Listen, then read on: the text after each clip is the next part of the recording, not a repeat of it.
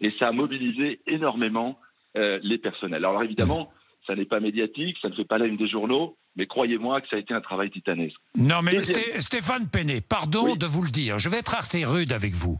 Pardon de vous le dire, mais vous n'êtes pas les seuls à être dans la difficulté en ce moment à cause du coronavirus. Alors vous me parlez de sinistres, mais combien de sinistres en moins dans cette période? Parce qu'il y a des sinistres en moins aussi, Stéphane Péné. Mais bien sûr, mais vous savez que l'assurance... Par exemple, la route. Par exemple, la route. Oui, bien sûr que nous avons moins d'accidents de la route. Mais Monsieur Bourdin, nous avons aujourd'hui des indemnités journalières avec des gens en arrêt de travail qui ont explosé en nombre.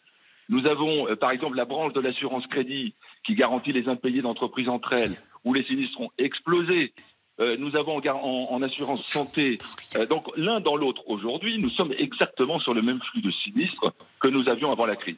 Il y a des secteurs qui ont baissé, mais il y a évidemment des secteurs qui ont augmenté. Deuxième chose, je me permets de le dire, Monsieur Bourdin. Allez-y. Nous sommes dans une situation inédite.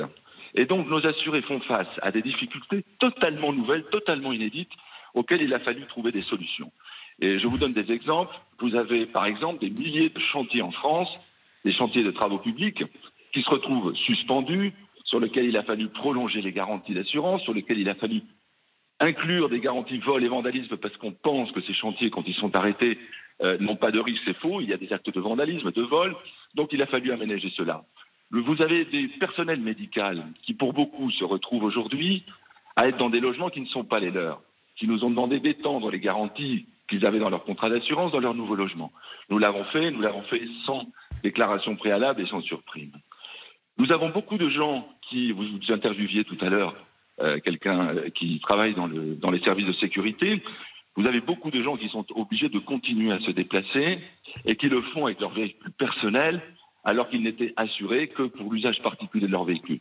Là aussi, nous avons dû étendre les garanties à ce type de contrat. Ce sont des milliers de situations auxquelles nous avons dû faire face, et ça, c'est la deuxième tâche à laquelle nous nous sommes attelés, répondre aux difficultés de nos assurés. Bien, et enfin, Oui, allez-y. Je termine, Monsieur Bourdin. Allez-y, Stéphane Péné. Il y a par ailleurs des mesures de solidarité qu'ont mis en place les assureurs.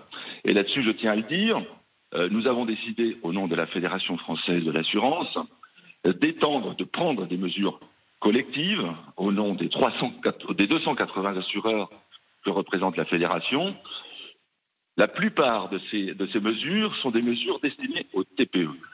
Alors, quelles mesures Nous avons, par exemple, décidé de maintenir en garantie toutes les TPE aujourd'hui concernées par les obligations de fermeture, quand bien même ces TPE ne paieraient pas leur prime d'assurance. Ça, c'est pour ne pas rajouter une difficulté de non-assurance aux grandes difficultés que recensent aujourd'hui tous ces professionnels. Bien, vous avez aussi décidé de reporter les loyers des TPE et PME en difficulté. Oui, on est d'accord? Exactement. Et ça, c'est pour alléger leur trésorerie. Et puis, nous avons décidé de participer au fonds de solidarité qu'a mis en place le ministre de l'économie. Ça fait plusieurs jours, 200 millions d'euros. C'est 200 millions d'euros. Enfin, je précise, Monsieur Bourdin, que nous sommes le seul secteur privé à avoir participé à ce fonds. Est-ce que vous allez augmenter cette participation? Alors écoutez, je pense qu'aujourd'hui, je ne le sais pas, mais ce que je voudrais dire, c'est qu'au-delà de ces mesures collectives, les assureurs, chaque assureur, vous savez, l'assurance française, c'est 280 entreprises d'assurance, certaines toutes petites, des mutuelles locales spécialisées sur un risque, d'autres qui sont des grands groupes internationaux qui sont présents sur toutes les branches. Chacune de ces entreprises d'assurance, à sa façon, en fonction de ses moyens, en fonction aussi de la nécessité spécifique de leurs clients, a mis en place des mesures qu'il faut évidemment, qui ont été déjà communiquées pour certaines d'entre elles, et qui le seront également dans les jours et les mois qui viennent. Stéphane Péné, pourquoi est-ce que vous refusez de couvrir les pertes d'exploitation? Pourquoi? Alors, c'est impossible, il est impossible d'indemniser tous les commerçants, tous les patrons de TPE qui ont des problèmes de perte d'exploitation. C'est impossible.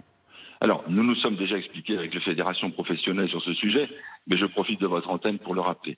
2 observations, monsieur Bourdin. 1. Pourquoi pensez-vous que les pertes d'exploitation liées à une épidémie ne sont garanties dans aucun pays au monde? Aucun pays au monde.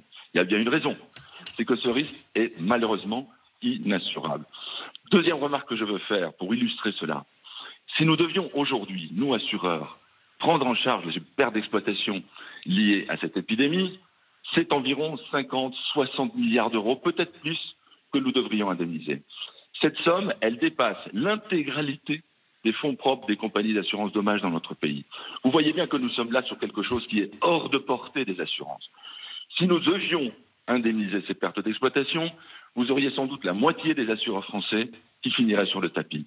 Est-ce que ça, c'est ce que nous voulons? Je pense que ça n'est pas ce que nous voulons. Ce risque est tout simplement inassurable parce qu'il n'est pas mutualisable. Dites-moi, en 1982, pardon Stéphane Penet, mais en 1982, vous avez mis en place un système pour les catastrophes naturelles.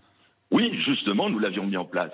Parce qu'en 1982, les pouvoirs publics et les assureurs se sont mis autour d'une table pour mettre en place un dispositif qui permet Alors mettez-vous autour d'une table pour mettre en place un dispositif qui permettrait d'assurer les pertes d'exploitation. Mais nous le sommes déjà, Monsieur Bourdin, nous le sommes déjà. Et nous travaillons déjà pour le futur à faire face à cela. Mais dites-moi juste une chose, Monsieur Bourdin, qui, il y a encore 6 mois, pouvait imaginer la situation dans laquelle nous sommes aujourd'hui? Personne. Ou alors celui qui le fait, je peux vous dire que c'est un charlatan. Personne ne pouvait l'imaginer.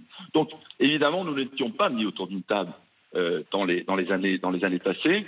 Mais pour le futur, bien entendu, nous sommes déjà à l'œuvre pour pouvoir trouver des solutions face à ce risque qui désormais est une réalité. Alors, que répondez-vous ce matin? Je comprends, Stéphane Penet, mais que répondez-vous ce matin au gouvernement qui vous dit que les assurances doivent aller plus loin? Mais nous sommes en contact permanent avec le gouvernement sur le sujet. Et je voudrais juste dire une chose, Monsieur Bourdin, c'est que au-delà des 200 millions, l'impact de cette crise sur l'assurance est extrêmement violent. Extrêmement violent.